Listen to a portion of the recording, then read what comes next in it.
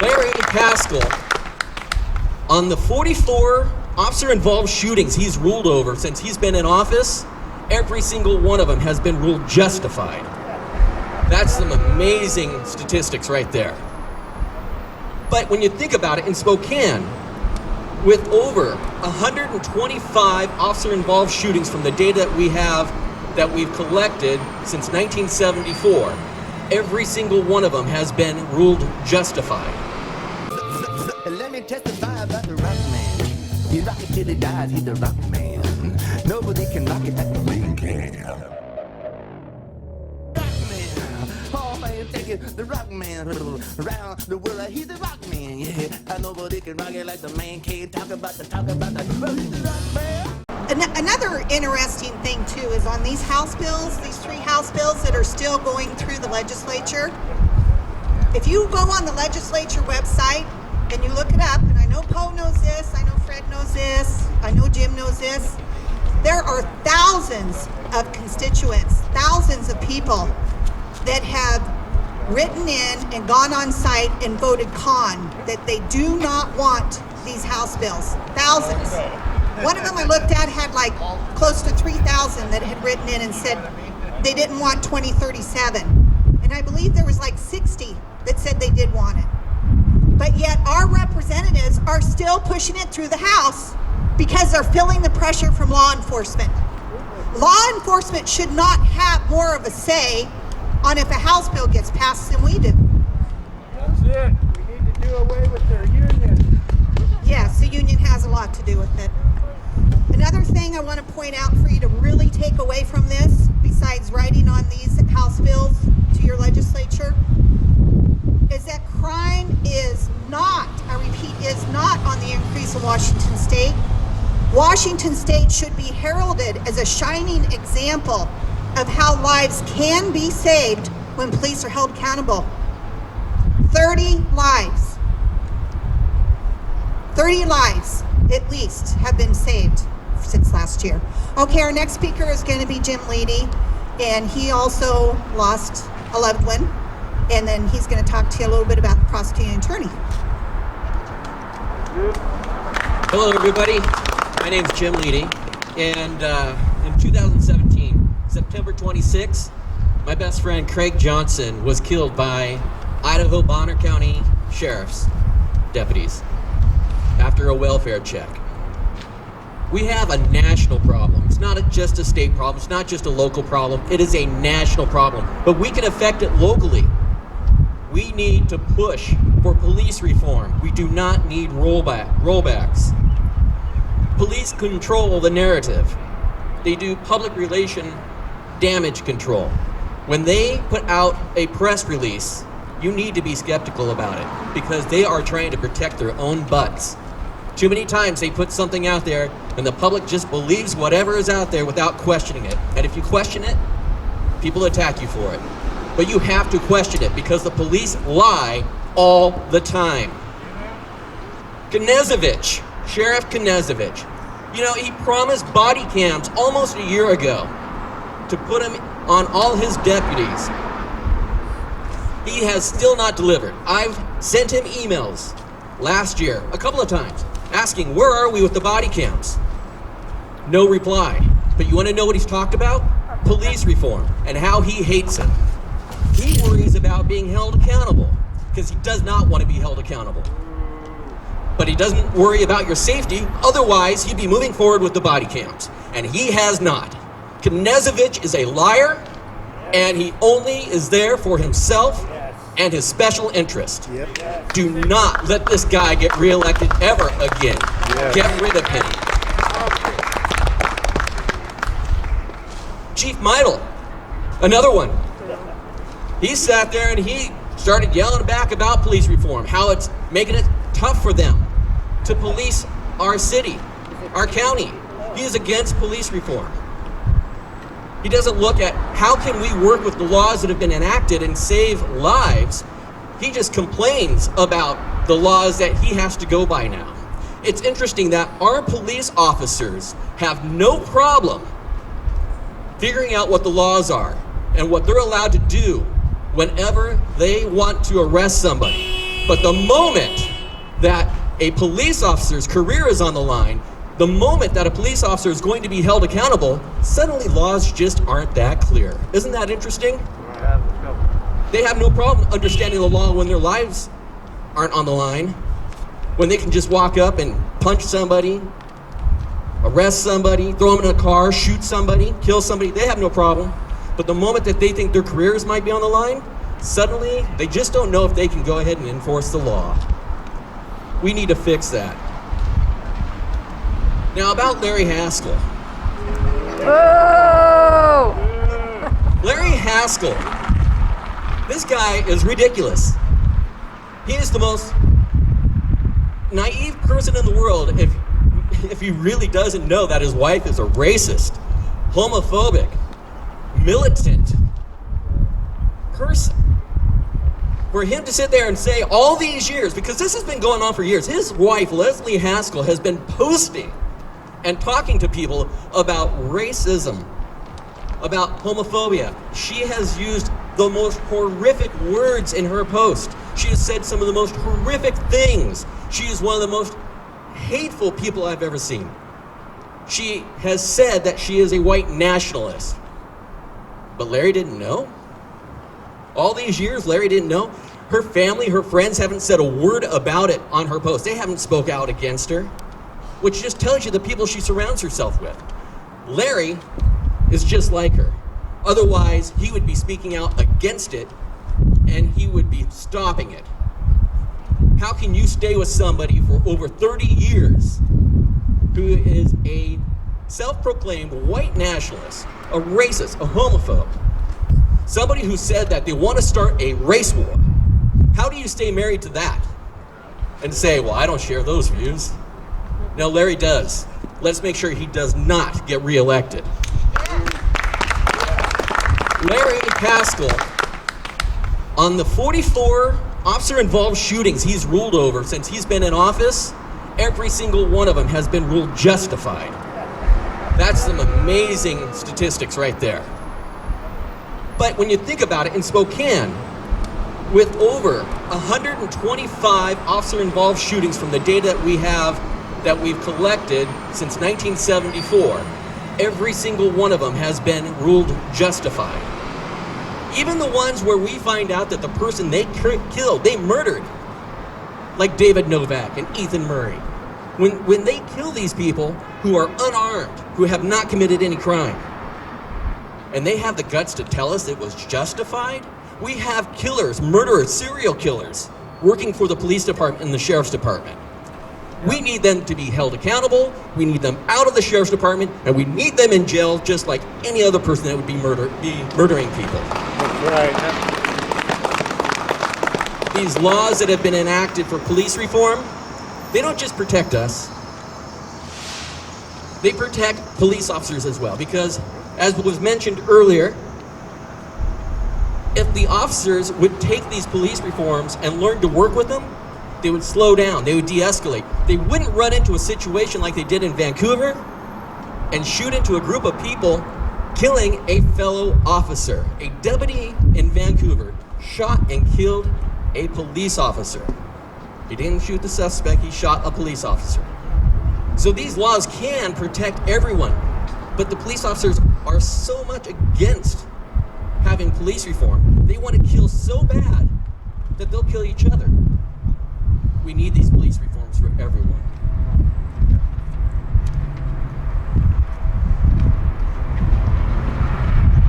We need these laws because police are not held accountable after they kill us. We need to stop them from killing us in the first place. So whatever you do, fight to keep these laws going forward. We need police reform. Thank you.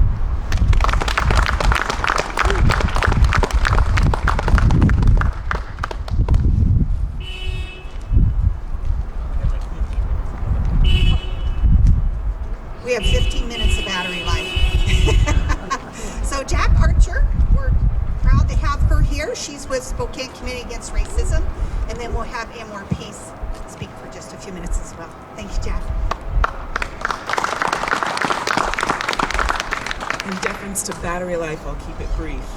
I hope you don't mind me using my phone to keep track of what I've got to say here.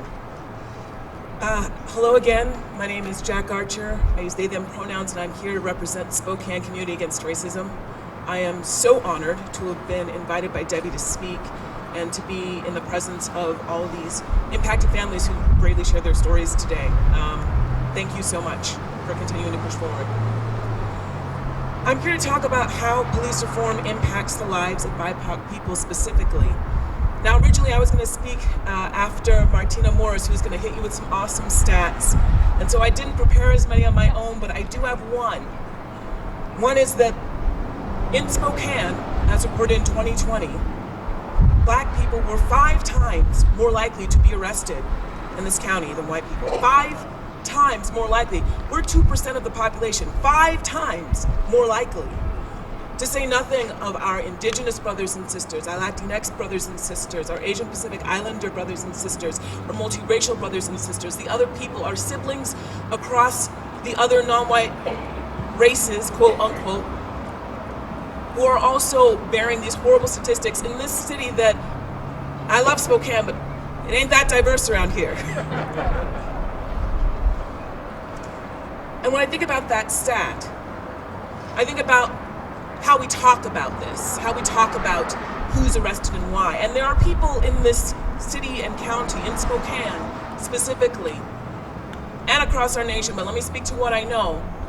There are people who will tell you that this has something to do with the people who are arrested. They'll tell you that this has something to do with these individuals and the communities that they come from that makes them somehow more likely to be arrested, to commit crimes, that there are something to do with criminogenic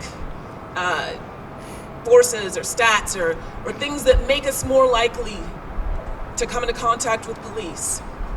Because at the end of the day, they believe the myth of race so wholeheartedly.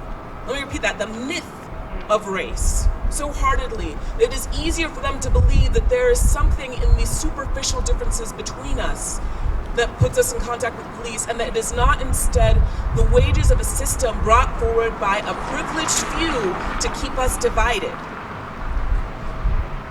We are arrested at these rates, we are being killed at these absurd rates, we are being harmed at these absurd rates because there are a privileged few who don't want to see solidarity across superficial divides. They don't want to see us come together across race, such as it has been invented. They don't want us to see us come together across religion and language and creed and gender and sexual orientation and experience. They don't want to see us unite, but we need to unite in solidarity across these divides to build communities that care for each other, that love each other, that do better together than apart, that don't rely on authoritarianism, that don't rely on the powers of badges or guns or violence of any kind in order to create safe and loving environments for one another. We can do that together.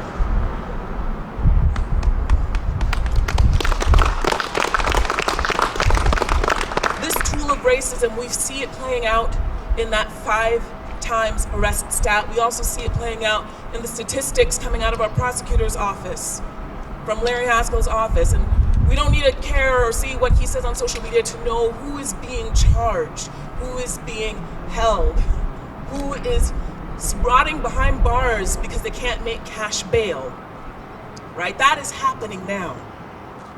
There's one other statistic that I'm going to share that was shared earlier, and I want to repeat it, and that is 62%. 62%, that is the drop in violence, in police violence against our community members. Police killing in this state since the laws were passed in 2021. With a stat like that, with a 62% drop, with those 30 lives that Debbie Novak kept reminding us of that have been saved, we cannot afford to go back. We cannot afford it. Thank you. Number 1 in the country for saving lives, for seeing that reduction in violence. So we have, the only things that we should see in caskets, the only things that we need to make sure do die are these bills. 2037, 1788, 5919. We need to kill these bills, and then we need to promote the kind of police accountability that we have seen moving forward on behalf of all of us, knowing that when we uplift our neighbors, and we uplift our black and brown neighbors, and we uplift these members of our community that we've seen here today. We're uplifting all of us. Thank you.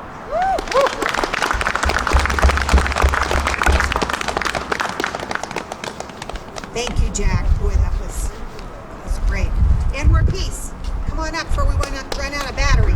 Come on up. That's a really important thing, and Martina would be upset at us if we didn't make sure and point that out. We are number one in the country.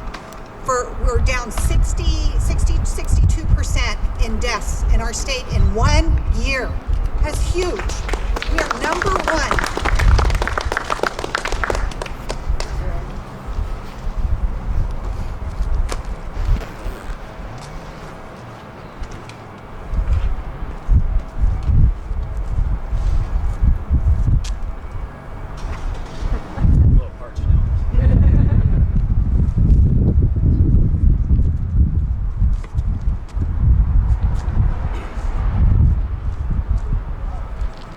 Good afternoon, Spokane. My name is Anwar Peace, and I'm a 21-year police accountability activist. First, I would like to say this. I never knew David Novak. I really wish I had known him. So let me be clear on this. Even though that I did not know David, I deeply love David, as well as I too will truly miss not having David in our community. I will declare this factual statement that David Novak did not deserve to die at the hands of police, no matter the false police narrative that the Spokane Police Department continues to try to spin out to the public about David. In fact, recently, I had the ability to look into the eyes of David's killer. He showed no remorse about the police bullet that he used to shoot David in the back. But sadly, David's case highlights the ingrained dysfunction the Spokane Police Department has within itself. In fact, after David's killing, this department gave the officer a promotion and a raise. This ingrained dysfunction this department has is well documented.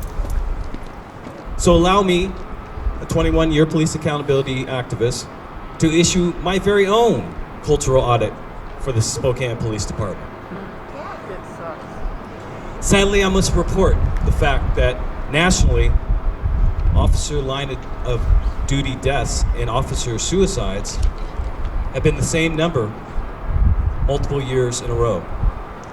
Case in point, officer suicides have been status quo in the departments until last year, with 4 DC officer suicides since the DC insurrection, which has highlighted this issue. Sadly, I must report that domestic violence rates in law enforcement households is 6 times the national average. Case in point, in 2003, when Tacoma Police Chief David Brame killed his estranged wife, Crystal, and then killed himself in front of their 2 kids at a grocery store, a day after Crystal's allegations of abuse were publicized in the media reports. After his death, other victims of Chief Brame came forward, which those victims said that Chief Brame sexually abused them, as well as rape allegations as well. Sadly, I must report, the Spokane Police Department has been hiring sexual predators to the force for years. Case in point, recently former Spokane police officer Nathan Nash was arrested for the 2nd time for rape while on duty with a different victim, and that victim had a disability. Plus, he was also part of an SPD, a spousal investigation during the same time.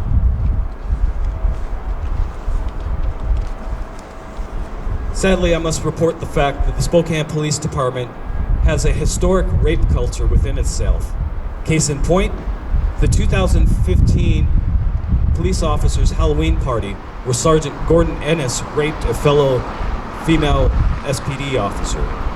As well, in 2016, Officer Chris Conrath admitted he had a sexual encounter with a woman he met while responding to a domestic violence call, which is an abuse of power.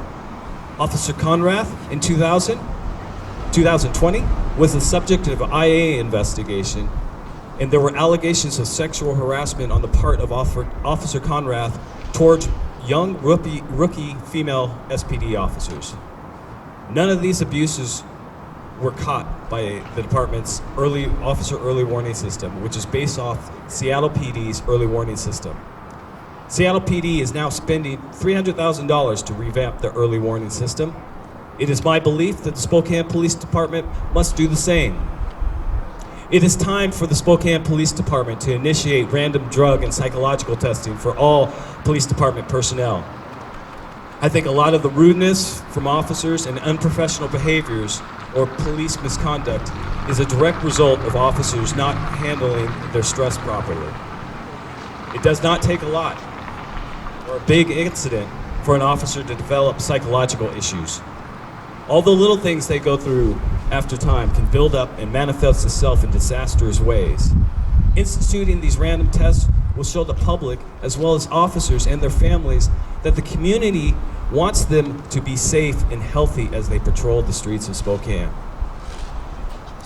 Finally, sadly, I must report that in December, the police chief disbanded a 10-member police anti-crime team, or PAC team, after a federal judge found 2 officers of the PAC team had lied in court, and because of those lies, a criminal went free. So let that sink in for a moment. A federal judge found Spokane officers are willing to lie in court, and that lie could have contributed to an innocent man spending a lot of time in jail. This is not surprising. Since its creation in 2011, the PAC team has been responsible for the majority of police misconduct headlines in the news. Like the fact that every summer for the past few years, the PAC team has been involved in officer-involved shootings.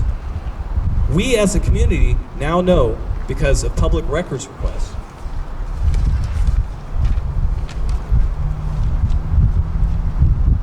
That a police captain filed an internal complaint against a PAC team sergeant for the lack of supervision of the PAC team. Through that internal complaint from that captain, we as a community now know that the PAC team has been doing out of policy pursuits in order to deploy GPS trackers, which when deployed, it explodes onto a suspect's car, as well as failing to get a warrant, which is required before any pursuit can take place. We as a community believe that lying to a federal judge is a crime, and that those 2 officers should be immediately fired. As for the disbanded PAC team, and as far as the disbanded PAC team is concerned, every investigation and court case the team has been involved in needs to be looked into by an outside agency. This would ensure no one's freedom has been taken away by the lies and unconstitutional policing by the PAC team.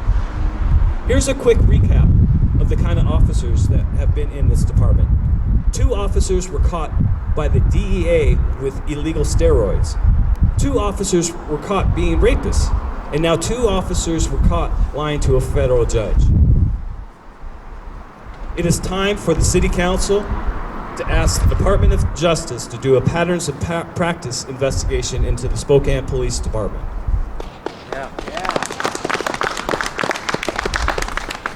As well, the City Council should immediately pass police reform laws. Anything less from the City Council at this point will be seen and viewed by the community as the City Council condoning patterns of unconstitutional policing and illegal behavior by this police department. Thank you, Spokane, for your time. My name is Antwerp Peace, and I support the Novak family.